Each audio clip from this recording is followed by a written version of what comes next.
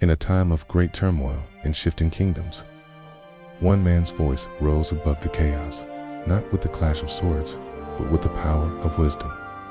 This is the story of Confucius, a teacher whose ideas would shape the soul of a civilization for over 2 millennia.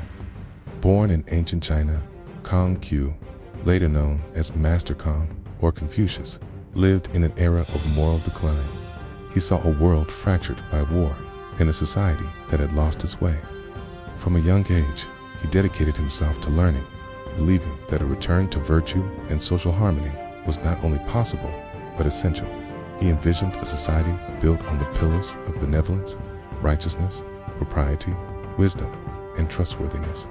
Confucius believed that the key to a stable nation began within the family and the individual.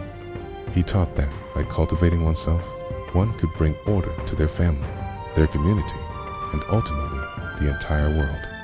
Confucius was not just a philosopher, he was a teacher.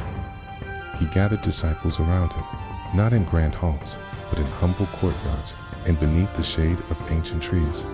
He broke tradition by accepting students from all walks of life, rich or poor, believing that education was a right for everyone. His methods were revolutionary. He engaged his students in dialogue, challenging them to think for themselves and to constantly strive for self-improvement.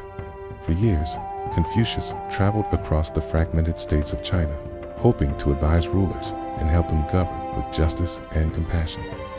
Though he never found a ruler who would fully implement his philosophy, his journey was not in vain. The seeds of his teachings were sown far and wide, carried by his dedicated followers.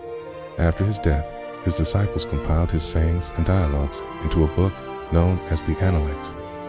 This collection of wisdom became a cornerstone of Chinese thought, influencing governance, culture, and personal ethics for centuries to come.